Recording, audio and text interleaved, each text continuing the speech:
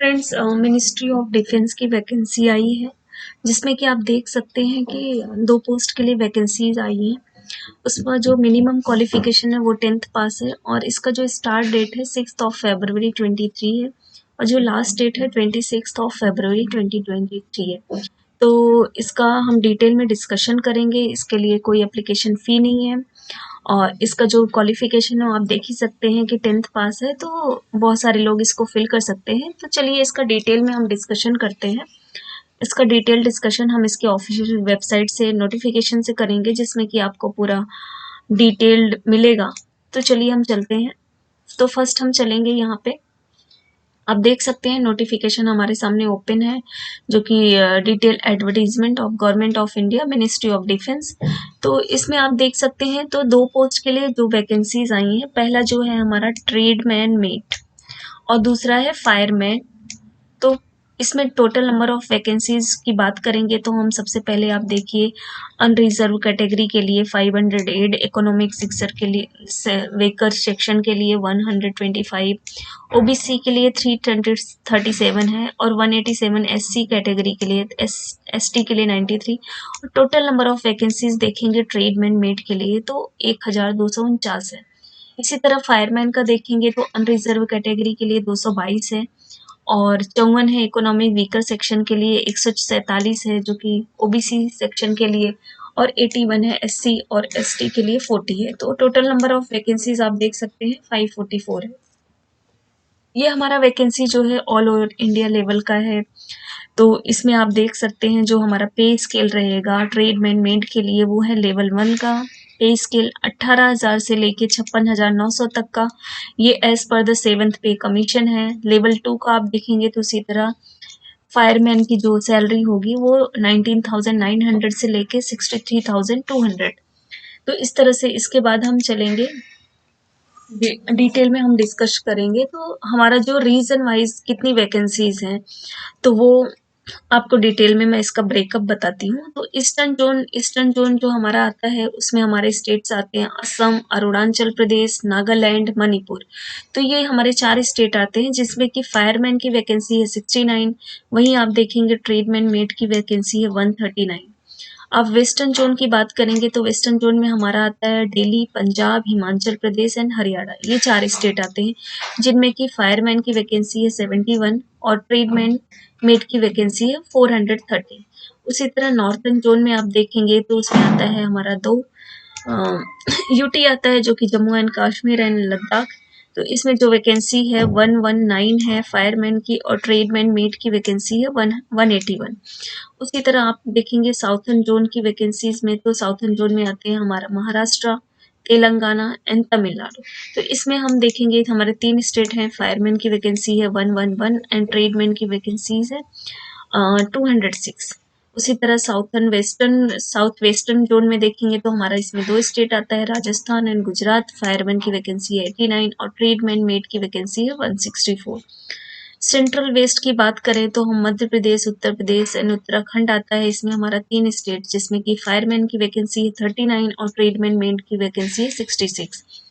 Central east में है waste Bengal, Jharkhand and Sikkim. ये 3 स्टेट आते हैं जिसमें की वैकेंसी फायरमैन की 46 और ट्रेडमैन मेट की वैकेंसी है 63। अब एलिजिबिलिटी क्राइटेरिया आप देखेंगे कि जो कि सारे गवर्नमेंट जॉब के लिए ये होते हैं कि वो जो सिटीजन होना चाहिए वो इंडियन होना चाहिए या तो सब्जेक्ट ऑफ नेपाल और सब्जेक्ट ऑफ भूटान। तो ये सारी चीज़ें हैं। एज लिमिट की बात हम करेंगे तो एज लिमिट हमारा देखेंगे कि ट्रेडमैन मेट के लिए है हमारा 18 से 25 साल। वहीं इसका एसेंशियल क्वालिफिकेशन है जो कि हमारा मिनिमम क्वालिफिकेशन मैट्रिकुलेशन पास होना चाहिए जो कि मतलब 10th पास होना चाहिए। एज रिलैक्सेशन आपको दिया जाएगा जो जो भी कैटेगरी से बिलोंग करते हैं। तो एज रिलैक्सेशन का हम नीचे डिस्कशन करेंगे। उसी तरह फायरमैन की बात करें तो फायरमैन में हमारा जो एज है वो 18 से 25 के बीच में है। इसमें भी हमारा जो है मिनिमम क्वालिफिकेशन है वो मैट्रिकुलेशन है, मीन्स 10वीं पास होना चाहिए और इसमें भी एज रिलैक्सेशन की बात हम नीचे डिस्कस करेंगे। तो ये सारे डिटेल्स आप इसके ऑफिशियल वेबसाइट पे जो कि आप देख सकते हैं www.aocrecruitment.gov.in। ये ऑफिशियल वेबसाइट है, यहाँ पे आप जाके डिटेल में जो भी आपको देखना है देख सकते हैं।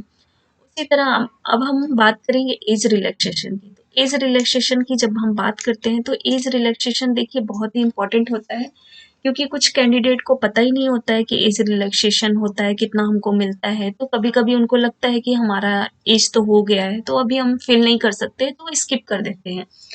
तो एज रिलैक्सेशन का आपको देखना है। देखिए, अगर आप एसटी कैंडिडेट से बिलोंग करते हैं, कैटेगरी से बिलोंग करते हैं, तो आपको 5 साल का एज रिलैक्सेशन मिलेगा। ये मीन्स कि अपर एज लिमिट है हमारा 25 साल, तो इसमें आपको 30 साल तक की जो कैंडिडेट है वो फॉर्म फिल कर सकते हैं। उसी तरह ओबीसी कैंडिडेट के लिए 3 साल, मतलब 25 3 28 साल तक के जो कैंडिडेट्स हैं वो फॉर्म फिल कर सकते हैं। पीडब्ल्यूबीडी के लिए अनरिजर्व कैटेगरी से अगर वो हैं तो 10 साल का उनको एज रिलैक्सेशन मिलेगा। वहीं अगर वो ओबीसी कैटेगरी से बिलोंग करते हैं तो उनको 13 साल का एज रिलैक्सेशन मिलेगा। अगर वो SC/ST कैटेगरी से बिलोंग करते हैं तो उनको 15 साल का एज रिलैक्सेशन मिलेगा। एक्स सर्विसमैन की बात करें तो हम 3 साल का 3 years after deduction of the military service rendered from the actual age age on the closing date of the receipt of the online application.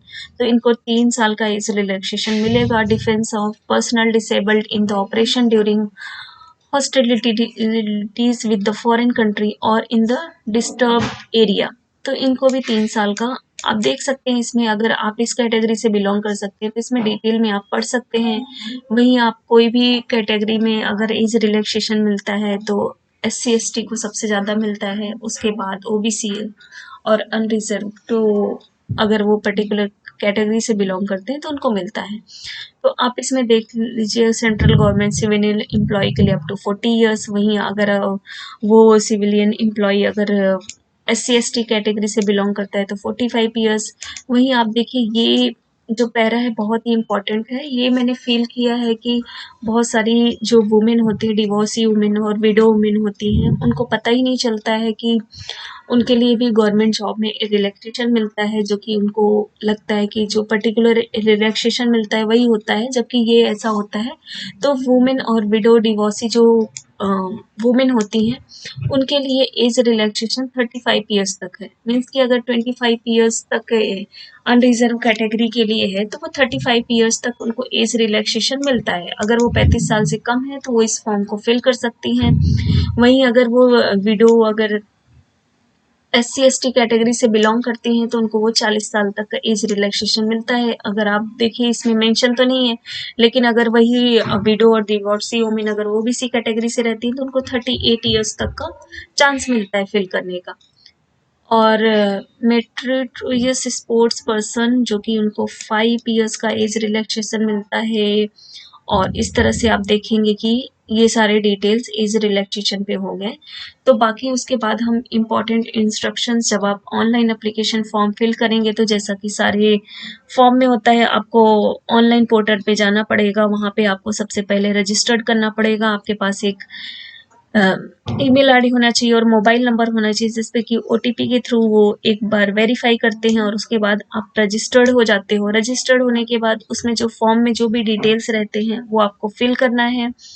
Fill करने के बाद जो भी फॉर्म में आप देखिए, कैंडिडेट्स को सबसे पहले ज़रूरी है कि फॉर्म फिल करने से पहले ये सारे डॉक्यूमेंट्स उनको स्कैन करके रख लेना चाहिए। जैसे कि कैंडिडेट्स का आईडी प्रूफ में आपका Aadhaar card, PAN card, voter ID, इन सब में कोई एक होना चाहिए, जो कि जिसका साइज जो दिया रहता है ना उसके अकॉर्डिंग लेना चाहिए। तो साइज जो है 30 to 50 KB ईच इसमें दिया है। तो उसी तरह आप देखेंगे, latest passport photo size photograph होना चाहिए, जो कि 3 महीने से ज़्यादा पुराना नहीं होना चाहिए और क्लियरली विजिबल होना चाहिए। उसका जो साइज होना चाहिए 25 KB से ज़्यादा नहीं होना चाहिए। उसी तरह क्लास 10 का जो सर्टिफिकेट होगा वो आपको 30 to 50 KB के बीच में होना चाहिए और JPEG फॉर्मेट में, मतलब इमेज का जो फॉर्मेट होता है उसमें होना चाहिए। तो कैंडिडेट्स, ये सारे इंस्ट्रक्शंस आपको पढ़ने हैं, जो कि आप डिटेल में पढ़ सकते हैं।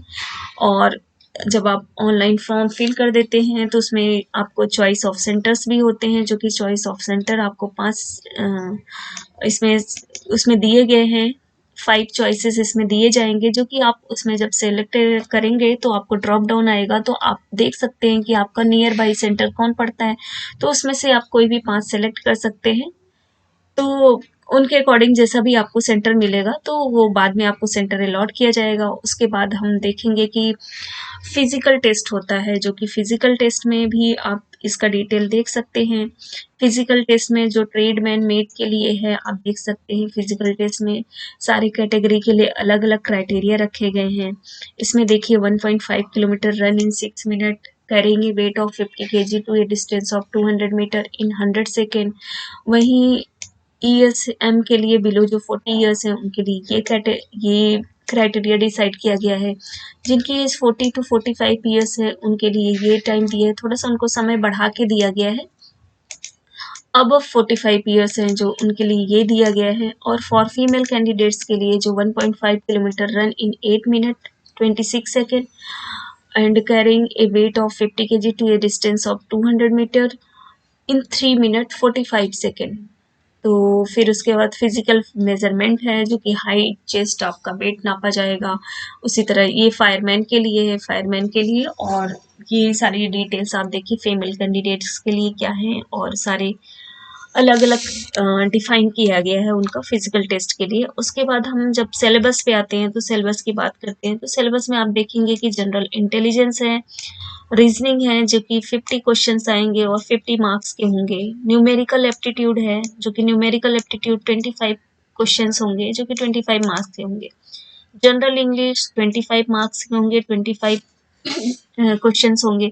उसी तरह जनरल अवेयरनेस 50 क्वेश्चंस होंगे और 50 मार्क्स के होंगे। तो total number of question 150 and total number of mark 150। और जो टोटल टाइम जो अलॉट किया जाएगा 2 आवर्स 20 मिनट्स एक्स्ट्रा दिए जाएंगे, जो कि विजुअली हैंडीकैप्ड कैंडिडेट्स हैं उनके लिए। उसके बाद आप देख सकते हैं कि इसमें नेगेटिव मार्किंग है, जो कि नेगेटिव मार्किंग अगर आप कोई भी क्वेश्चन रॉन्ग टिक करते हैं तो उसमें आपका 1/4 मार्क डिडक्ट किया जाएगा, मीन्स कि 0.25 मार्क्स डिडक्ट हो जाएगा। और ये जो क्वेश्चंस होंगे पूरे ऑब्जेक्टिव फॉर्म में होंगे। तो अब इसमें देखिए कि जो भी क्वेश्चन पेपर आएंगे आप देख सकते हैं वो हिंदी और इंग्लिश दोनों फॉर्मेट में आएंगे। और इस तरह से क्वेश्चन जो है इंग्लिश का जो क्वेश्चन होगा वो इंग्लिश में रहेगा, बाकी सारे वो इंग्लिश और हिंदी दोनों फॉर्मेट में रहेंगे।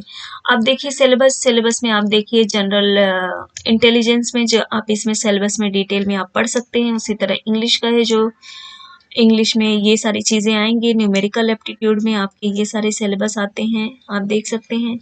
जो कि अगर ये 10th पास के लिए है तो आप देख सकते हैं 10th स्टैंडर्ड लेवल का ही क्वेश्चंस आएंगे। तो उसमें आप देख सकते हैं इसमें क्या क्या क्वेश्चंस आएंगे इसमें। उसके बाद पोस्टिंग है, हेल्थ एंड ऑल। लगभग मैंने पूरा डिटेल्स आपको डिस्कस कर लिया है। अगर आपको लगता है कि कुछ भी आपको डिटेल में फिर से पढ़ना है तो आप इसमें जाके ऑफिशियल वेबसाइट पे आप ये पूरा नोटिफिकेशन रीड कर सकते हैं। डिटेल में आपको जानकारी मिल सकती है, तो आपको एक बार जाके ये ऑफिशियल नोटिफिकेशन पढ़ना चाहिए। और मैं ये कहती हूँ कि इसका जो लास्ट डेट है वो 26 फरवरी है, और जो स्टार्ट डेट है वो कि स्टार्ट हो चुका है 6 फरवरी से। तो आप लास्ट डेट आने से पहले ही फॉर्म पूरा फिल कर दीजिए, क्योंकि कभी कभी कुछ टेक्निकल इशू या कुछ प्रॉब्लम्स हो जाती है जिसकी वजह से हम फॉर्म फिल नहीं कर सकते हैं। तो इस वजह से मैं आपको सजेस्ट करूंगी कि आप 26 फेब का वेट मत करिए, उससे पहले ही फॉर्म फिल कर दीजिए, ताकि ये आपका एप्लीकेशन स्किप ना हो और आप फॉर्म फिल कर सकें। Thank you for watching this video.